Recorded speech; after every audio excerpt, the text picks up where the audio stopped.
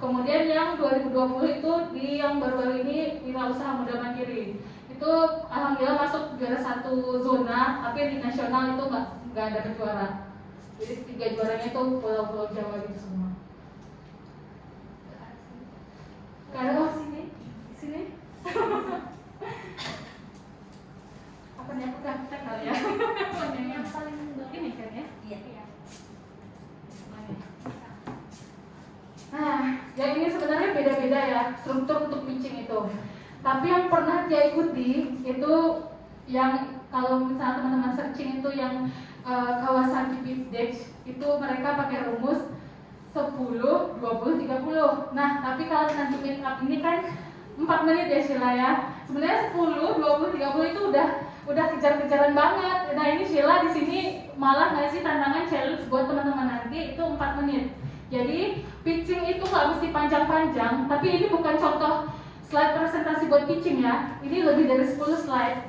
Jadi kalau misalnya nanti teman-teman buat slide buat pitching itu jangan lebih dari 10 slide dan jangan lebih dari 20 menit. Itu tergantung acaranya. Tapi kalau yang di meetup ini kan 4 menit.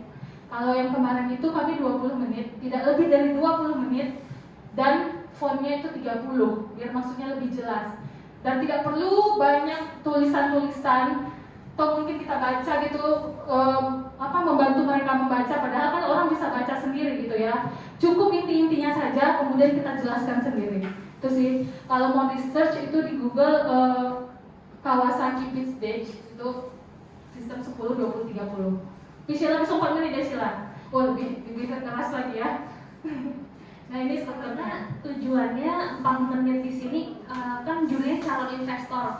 Jadi kalau mereka tertarik dengan usaha teman-teman, mereka akan approach teman-teman untuk nanyain lebih detailnya lagi. Gitu sih tujuannya. Biar ada waktu buat diskusi lebih lanjut ya. Gitu ya. Jadi tergantung kebutuhannya seperti apa. Apa yang perlu kita masukkan ke dalam pitch deck? Nah yang pertama ini ada 10 komponen yang biasanya dimasuki ke dalam pitch deck. Jadi kalau yang kita gunakan selama ini ya pakai yang kayak gini, jadi pas itu 10 slide. Yang pertama itu intro. Intro tuh atau bisa dibilang elevator pitch. Elevator pitch tuh biasanya hanya 30 detik aja. Gimana 30 detik pertama kita bisa bawa audiens itu, kita bisa tahu, bisa kenalkan kita, bisa kita kenalkan produk kita apa, terus apa yang kita tawarkan dari produk kita ini. Ada 30 detik pertama di slide 1 di elevator pitch. Yang kedua, di slide kedua itu ada permasalahan dan solusi. Nah permasalahan, misalnya itu banyak startup, mereka tuh memampatkan dengan fitur-fitur yang terbaik ini. Nah sementara seharusnya permasalahan itu lebih bagaimana produk kita ini di mata konsumen gitu, lebih ke solusinya. Jadi kita tidak usah membuat, wah aku punya produk latar yang bagus, yang sangat kokoh, yang sangat itu nggak peduli mereka gitu. Jadi kita tuh bisa bagaimana, apa sih dari produk kita yang kita selesaikan gitu. Misalnya punya produk yang ratan ini biar orang gampang, jadi kita titik poinnya itu konsumen, pelanggan kita. Jadi kalau misalnya punya produk startup macam-macam gitu kan, ini fiturnya ini habis 1 slide untuk menjelaskan bagaimana fitur-fiturnya, bagaimana kelebihan dia, atau misalnya dendem ini bagus gitu segala macam, atau rendangku sangat bagus gitu, itu mereka nggak peduli. Jadi bagaimana produk kita itu menyelesaikan permasalahan yang ada, dan itulah yang kita angkat di permasalahan. Kemudian dengan produk kita itu ada solusi. Hilang deh Shell. Oh iya. Jadi kalau problem itu kita sebutkan painfulnya apa gitu. Apa sih yang mau kita selesaikan? Nah sekaligus solusinya itu cari painkillernya. Jadi ada problem, ada solusi, langsung dijelaskan di sana. Jangan terlalu banyak mengatakan produk kita ini bagus, ini itu nggak terlalu penting. Tapi bagaimana produk ini berguna, bagaimana produk ini berfungsi, apa yang diselesaikan sama produk itu, itulah yang mesti kita naikin gitu.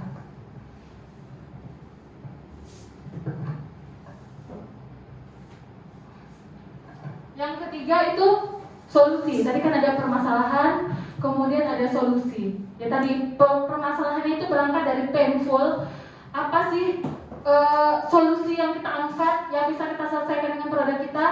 Di slide ketiga kita kasih solusinya. Produk kita harus bisa jadi painkiller dalam tanda kutip gitu ya, painkiller. Jadi memang benar-benar dari permasalahan tadi apa sih yang bisa kita selesaikan gitu. Nggak hanya sekedar jadi vitamin, tapi jadi painkiller. Jadi memang apa yang bisa kita selesaikan itu ada di slide 3.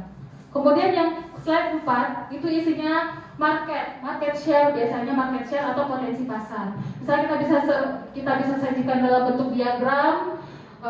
Misalnya di Pekanbaru nih, target kita Pekanbaru orangnya ada berapa, terus target kita usia berapa, kemudian pendapatannya berapa.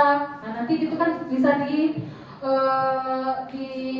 dicari berapa persentase yang bisa kita dapatkan dari situ. Misalnya dari 100% diagram kita masih main di 5%, 5% itu udah gede tuh, misalnya 0,5% gitu kan. Jadi kan kelihatan sebenarnya market share yang masih kita pegang itu masih kecil dan potensi untuk dibesarkan itu masih banyak gitu. Dan dijelaskan dalam bentuk gambar atau apa itu lebih bagus, jangan tulisan-tulisan itu lebih bagus dalam bentuk statistik atau dalam bentuk grafis yang memanjakan mata. Nah yang itu yang market. Yang kelima bisnis model. Bisnis model teman-teman udah tahu bisnis model? Itu udah belajar kemarin ya sih. Jadi bisnis model itu lebih bisnis kita ini menghasilkan pendapatan itu gimana gitu. Misalnya dengan channel distributor atau end user. Jadi bagaimana sih bisnis model kita, bagaimana usaha kita ini mendapatkan revenue. Nah, itu dijelaskan di nomor 5. Kemudian yang nomor 6 kompetitor. Kompetitor ini kita bisa jelaskan bagaimana misalnya kita jualan rata nih. Kalau kemarin dia tuh dia bagi jadi 4 kayak diagram gitu, kayak apa tuh? Grafik gitu ya, SY gitu kan. Nah, kita berada di mana? Misalnya di sini lokal, di sini import. Kemudian di sini ramah lingkungan, yang ini tidak ramah lingkungan gitu kan. Nah, Ratan kan berada di sini, misalnya dia produk lokal yang ramah lingkungan di area sini gitu kan. Nah, yang di sini nanti cari lagi kompetitor yang sejenis. Tapi kita di situ bisa sekaligus ngeliatin USP kita tadi, diferensiasi kita, sekaligus bisa ngebandingin sama kompetitor. Nah kalau bisa, memang visualnya yang dinampakkan, jangan dibilang tulisan-tulisan. Kami begini loh, kami begini, kompetitor begini, begitu. Kurang menarik dan sangat membosankan gitu kan. Jadi manjakan mata audiens dengan visual yang bagus gitu, dengan statistik-statistik yang bagus gitu. Jadi data-data, nah mereka tuh lebih suka dan lebih tertarik. Nah itu yang ke kompetitor tadi. Kompetitor berarti ada perusahaan-perusahaan lain yang sejenis. Jangan sungkan untuk memasukkan perusahaan-perusahaan skala nasional juga nggak apa-apa. Kayak kami kemarin masukin aja Informa, masukin IKEA gitu kan, itu nggak masalah. Jadi kita bisa kelihatan posisi kita tuh ada di mana. Malah bagus kita menyandingkan usaha kita dengan seperti itu, nggak masalah. Kemudian marketing plan-nya biasa misalnya kita mau marketingnya seperti apa, IG-nya bagaimana, atau pakai apa ads, atau pakai influencer, pakai selebgram segala macam, itu dipaparkan di nomor 7. Nomor 8 itu financial forecasting, itu laporan keuangan. Sajikan juga dalam bentuk statistik. Misalnya 2001, biasanya 3 tahun terakhir, 2017, 2018, 2019, kelihatan nggak growth-nya gitu kan, karyawannya berapa, misalnya pemasukannya berapa, dan itu dilampirkan dalam laporan keuangan. Nah disitulah teman-teman butuhnya memang, walaupun UMKM atau usaha kita masih kecil, jangan melewatkan laporan keuangan gitu. Karena untuk ikut kompetisi apapun, ikut apa, itu laporan keuangan itu sangat penting. Jadi kalau ada pelatihan laporan keuangan atau apa gitu, ikutin aja gitu.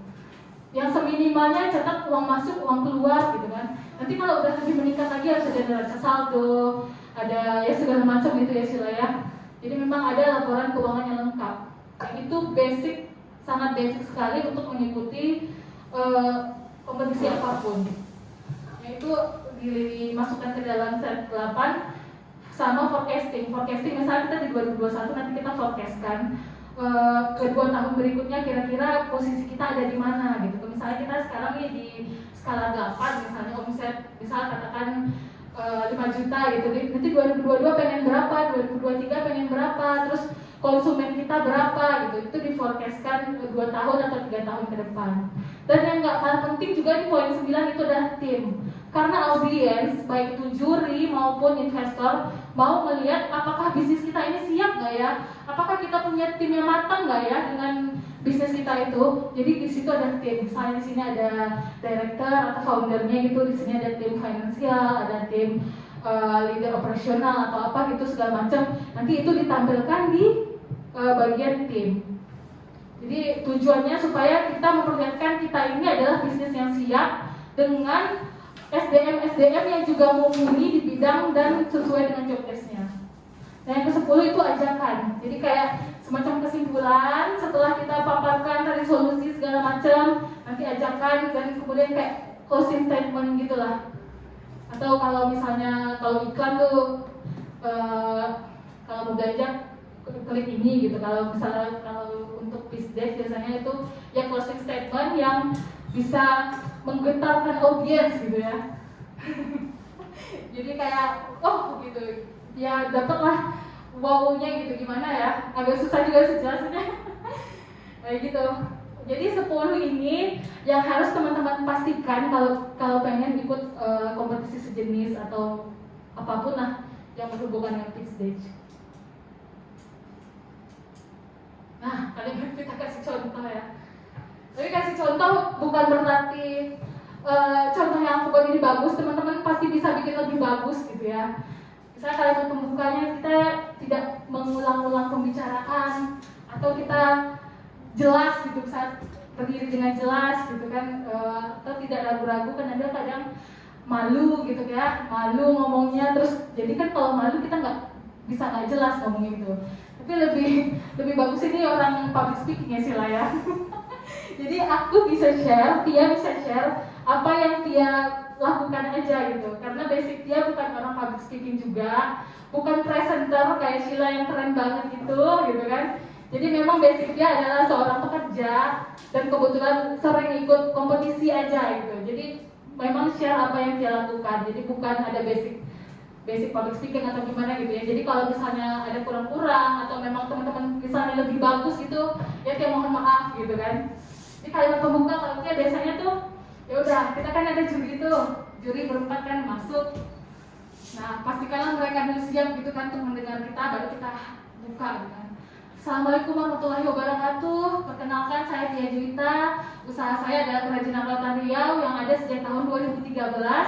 Dulu tahun 2013 itu di Mumbai udah ada kerajinan rotan sejak puluhan tahun lalu, tapi bentuknya itu saja, monoton dan tidak berkembang. Untuk itu Rotan Handmade hadir memberikan warna baru untuk kerajinan rotan Riau. Nah, gitu aja kan. Jadi dia bisa udah melihat, oh ini si Tia, usahanya apa yang mau diselesaikan, apa yang ditawarkan. Kalau bisa 30 detik pertama itu udah langsung di situ ketahuan gitu.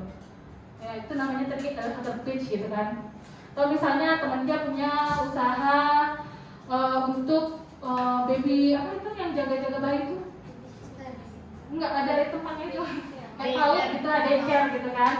Usaha saya adalah daycare yang ramah anak, ramah lingkungan, bisa menjaga anak bapak ibu. Itu kan maksudnya standar. Nanti dirubah aja kalimatnya, misalnya dengan adanya daycare kami bapak ibu tidak perlu khawatir, anak bapak ibu akan dijaga dengan tenaga yang berpengalaman atau segala macam gitu kan. Jadi kalimat yang biasa-biasa itu kita rubah supaya dapat tadi painful-nya sekaligus painkiller-nya gitu.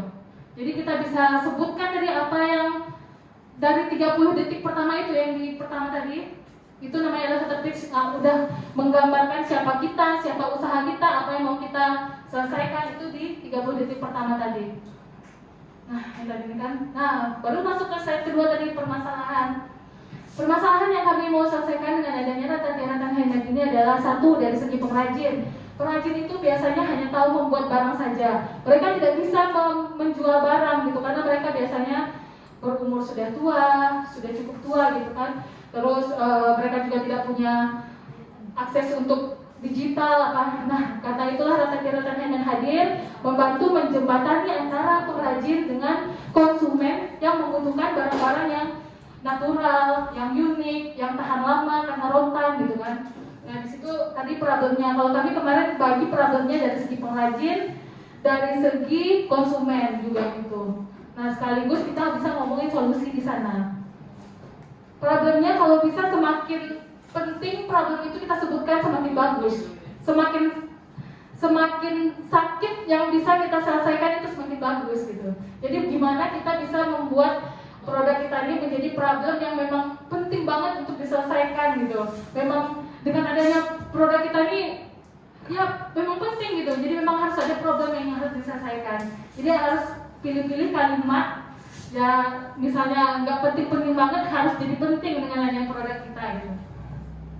Nah, target pasar ini ya itu tadi harus jelas juga kan, kayak persona gitu. Target marketnya akan nggak mungkin seluruh orang di Pekanbaru ini adalah target market kita, itu nggak mungkin, terlalu luas juga kan. Jadi memang kita terlalu capek juga kalau kita mengharapkan seluruh orang Pekanbaru menjadi target market kita. Jadi kita harus punya target market yang jelas.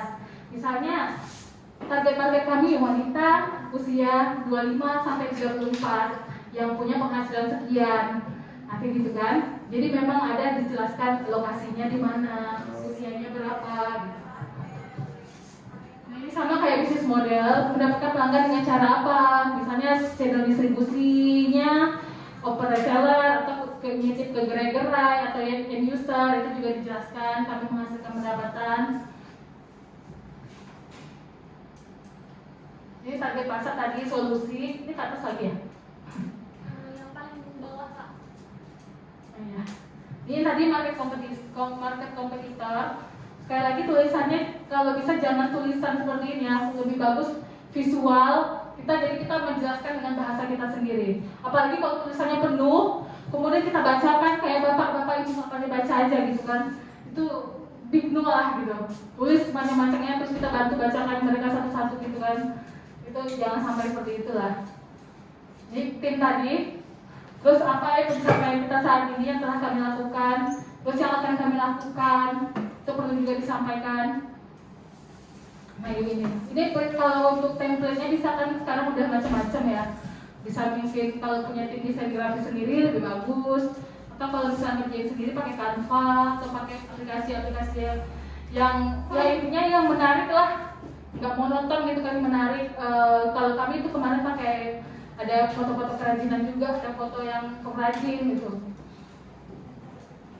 Nah kalau yang ini sih tips-tipsnya ini itu saya ambil dari Techstars, langsung itu practice dan make perfect. Memang waktu yang pertama tahun 2017 itu masih blank. Nanti kalau kita sering ikut kan kita semakin terlatih gitu, jadi semakin belajar terus. Jadi jangan takut lah. Aduh masih usaha masih gini-gini aja nih, belum berani lah. Kapan lagi kalau kita nggak mau coba gitu kan? Jadi memang kita harus mau coba. Kalau nggak ada 2017 saya ikut, mungkin nggak ada kan juga 2019 dan 2020 itu. Jadi kita benar mau praktek, mau belajar, mau coba itu sih.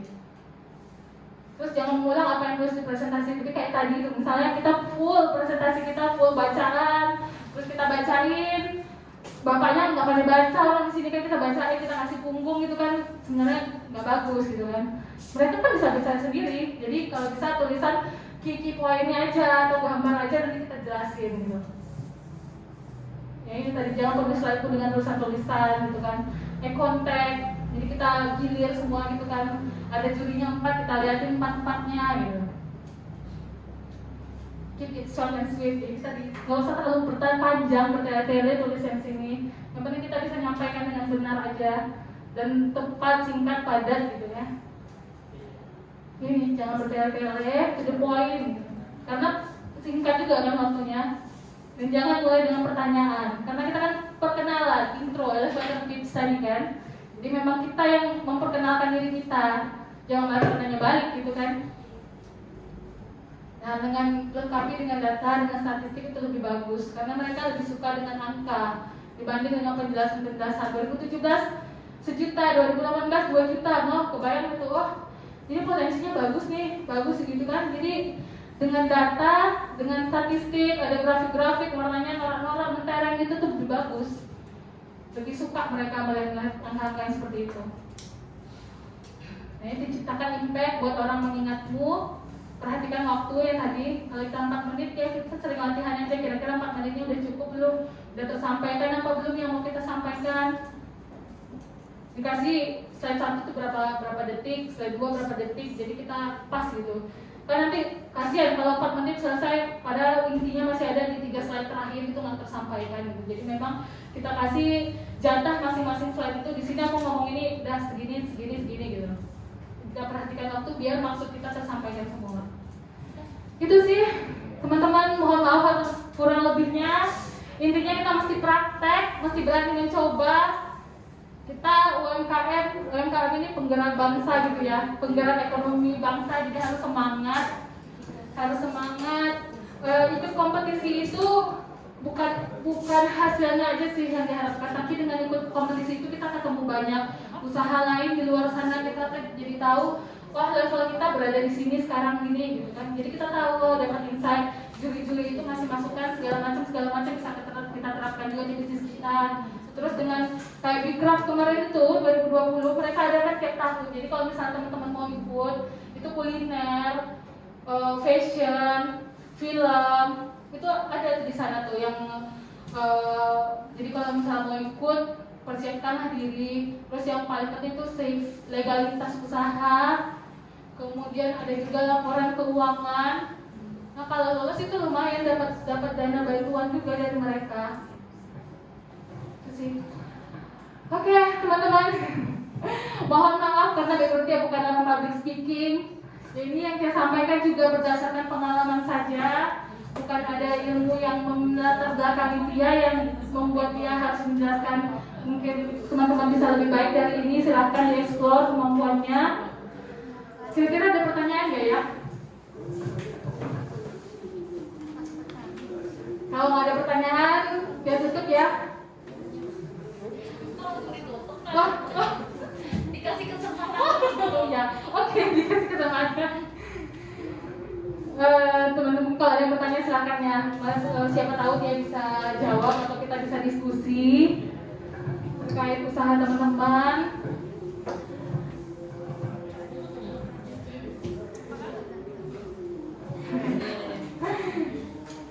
Kak, mau tanya ya Kak, kan tadi di sini ada yang poin tentang kompetitor ya kan Kak. Enaknya tuh kalau kita nengok kompetitor itu di usaha yang sejenis, misalnya kayak kami kan jualan lauk sebenarnya kan gitu ya kan Kak. Apakah lihatnya sesama jualan rendang atau kan lauk itu sekarang udah banyak ya Kak, kan ada frozen food juga lauk kan kayak gitu. Terus ada juga sambal kemasannya juga ada gitu. Enaknya tuh ngeliatnya tuh kayak mana? Dari sesama kita pengusaha rendang atau gimana sebaiknya? Atau lauk dimasak gitu. Kalau mau lebih spesifik sebenarnya rendang sama rendang gitu kan. Cuman jadinya kompetitornya nggak terlalu jelas. Nah kalau mau digabungkan sama lauk kemasan juga nggak apa-apa. Kan dia ada 4 layer tuh. 4 layer kan. Jadi dimasukkan aja posisinya di mana. Pokoknya ibarat kompetitor